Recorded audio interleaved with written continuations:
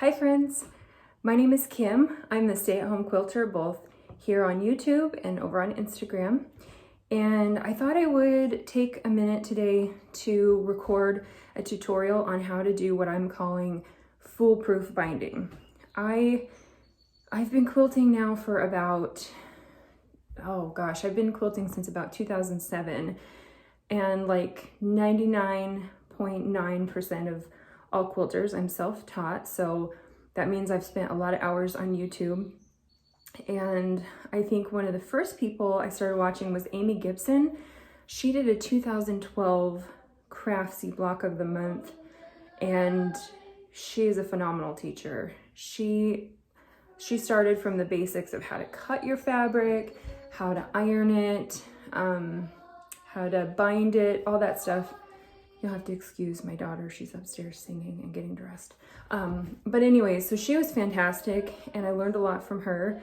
And I watched a lot of Jenny Doan from the Missouri Star Quilt Company, and Pat Sloan, and on it goes, and learned a lot of wonderful things from those ladies and many more. But the one thing I could never find was a way to do binding that wasn't forever frustrating. I call it origami binding, and some of you probably know what I mean, where you sew your binding around and you leave a flap at both ends. And when you get done, you're supposed to fold it and manipulate it in a way that it matches up, and then you sew it. So you got to squeeze it into your machine and then hope when you're done that it lays flat and it's not too tight, not too loose, that it's just right. And I feel like I'm telling a story about the three pigs. But anyways, it was just so frustrating to me. It just never made any sense to my brain. And I searched endlessly online for a tutorial that would show me an easier way. And I did eventually find one. So full disclosure, this is not my method. I found it online. I wish that I could find it again, because then I wouldn't be making this tutorial. I would just send that link out to friends. But unfortunately, I can't find it anymore, and I can't give credit to the person who did it. So if anybody knows, please leave me a comment and let me know. I'd love to give them credit. I'd love to give that person a big hug and a kiss and thank them for making my life so much easier. And but for now, I'm just gonna make one so that when I get questions about it, I can share the way I've been doing it. And I don't see myself ever doing it any differently. It's so easy. And because this is my hobby and something that I love, I just want to enjoy it. I don't want it to be stressful. And so I finally found a project that made the most sense to show you on, because it's not a quilt. That would take way too long. And it's not a coaster. Those are too small. And so anyways, I'm gonna quilt this, or I'm gonna bind this. This is, I think on Etsy, there's a shop called Primrose Cottages. Primrose Cottages. The pattern is called A is for Apple. I've had this, it's one of those orphan blocks that I've had in my stash for a while, and I finally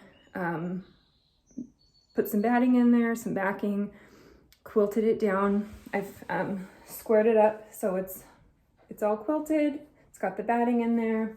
It's all squared up, ready to go. And so I'm gonna flip my camera around and I'm gonna show you how to sew on the binding. Now in this tutorial, I'm gonna assume that you already know how to prepare your binding strips. I tend to do mine 2 1/4 inches. Some people like to do them 2 1/2.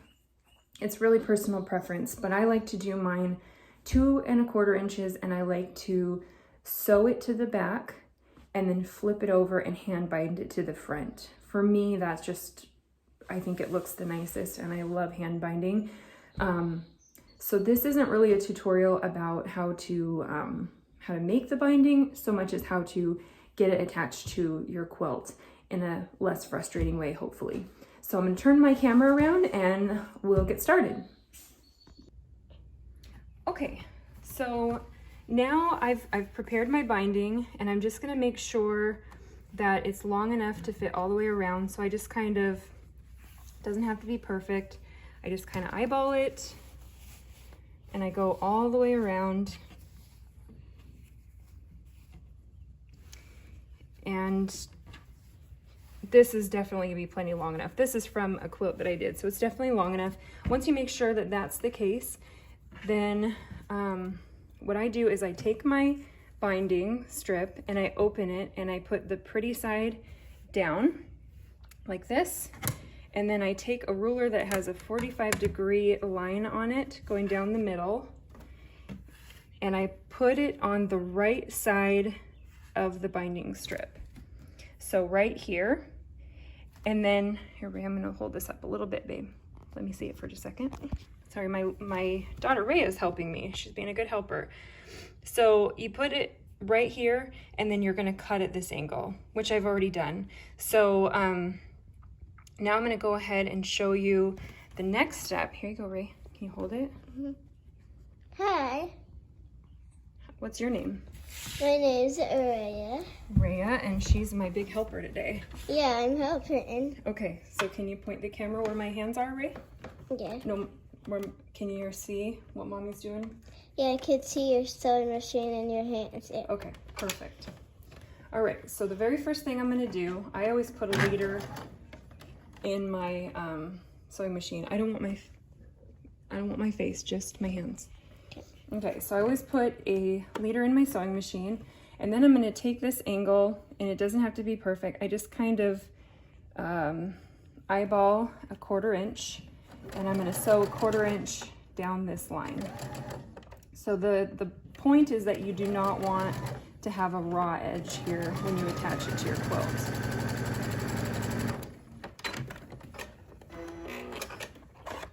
Okay, and then I'm gonna cut off the leader.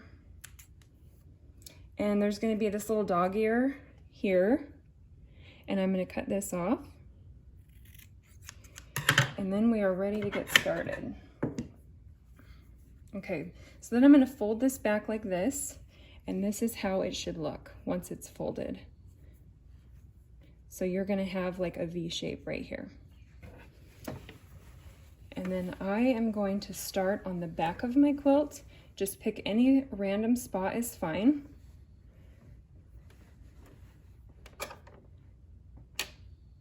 Okay, and I'm gonna hold this for a second, right? Okay, so now it's on my machine and I have it lined up as good as I can.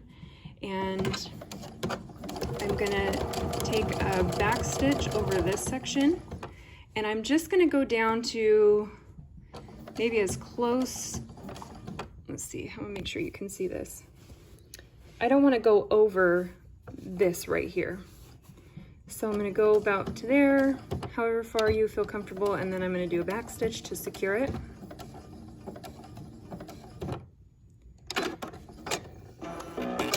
Okay, and then I'm gonna hop down maybe, I don't know, 1.5 to 2 inches down past this. I wanna leave this open so that, because what we're eventually gonna do is we're gonna tuck our fabric inside.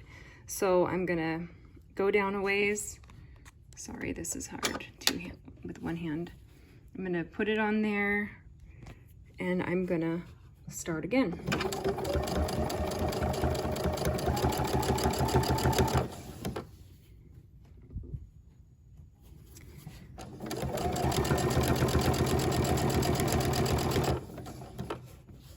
Okay, make sure that it's lined up all the way down. Okay, when I get to, I don't know, I usually eyeball it, but eventually what you're gonna wanna do is you're gonna wanna fold it this way, and I kind of finger press it, and then I'm gonna fold it back again, so.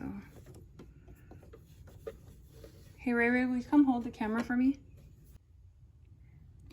Okay, so I folded it back and then back again. I've got it basically, this is not a great tutorial for how to do binding, but essentially you're gonna prepare your corner like you normally would. I'm gonna go down till I'm about 1/4 inch away from this fold that's going up here.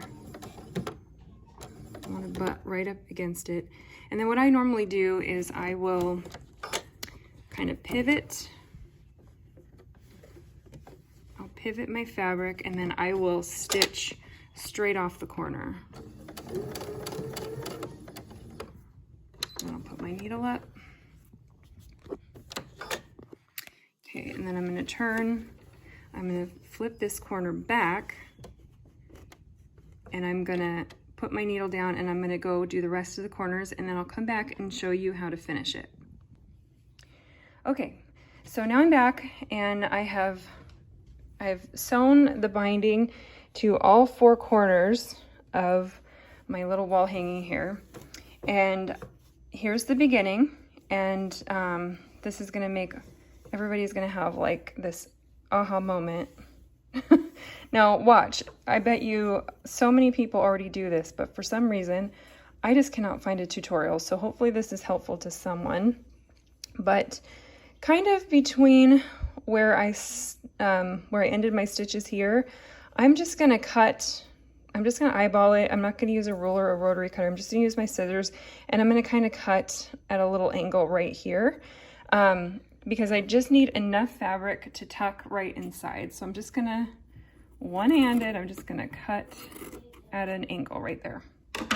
Okay, and then what we're gonna do is we're gonna tuck this inside,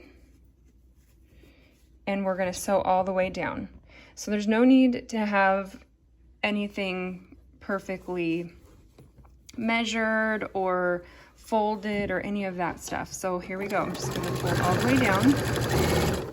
And what I like to do is I like to keep this inside part lined up, and the other part I kind of keep it folded back with my fingers until we get to about here. I might have gone a little bit too far, and then I'll lift my presser foot up and I'll slide it under there just so that it keeps everything tight, because I do want this to, that's the only thing is I want this to sew nicely down, and it did. It's pretty easy. So, and then I'll do a back stitch, and I'll cut my thread. And there's a tiny pucker, but that's actually okay with me because we're gonna flip it over and you're not gonna see it anyways. So when we do flip it over, here is where we tuck that inside out. And when you fold it over, it's gonna look like that. Let me see if I can get a binder clip to show you. Okay, we're back. This is my crew. This is my daughter, Rhea. She's having a birthday this weekend. Yeah, tomorrow. How old are you gonna be? I'm gonna be 6, and this is our dog, Diego. And he is super naughty all the time. He steals our socks. Yeah, he steals our socks. He's really naughty. Yeah. But anyways, so I wanted to come back and show you after I have it. I kind of put my clips on. It was too hard to do the clips one-handed in the video. I'm sorry, this is not a professional video by any means. But here is where I clipped it down. So you can see folded over, it's gonna look like that. And I just hand stitch across here. You can close this. I usually don't. It's kind of up to you. But I think the reason why it's not a popular method is because it does give you a little more bulk in that particular section than if you were to make a diagonal seam and then flatten it and fold it over. It's not as bulky. This is going to give you a tiny bit more bulk. And for me, that's fine because, like I said, I'm not entering this into a show. I'm just doing this as a hobby and trying to enjoy it. And so I'm going to go through and try to edit this video and see if I can make it so that it makes the most cohesive sense. But if you have any questions, please feel free to reach out and let me know. Again, this isn't my method. If you know who did do this video originally, if you would let me know, I would love to give them credit. So thank you so much for spending some time with me today. Hopefully I've given you some ideas for how to make your binding a little bit less stressful. And now Ray and I are gonna head to the grocery store because we've got to pick up an ice cream cake and some food for a party we're having tomorrow. Right, Ray? Yeah, can I talk? Yeah, for just a second. Okay. Hi, my mom was cross-stitching, and I know you think my dog Diego's so cute. Okay, can you say goodbye? Bye. Say thanks for watching. Thanks for watching. Bye. Bye.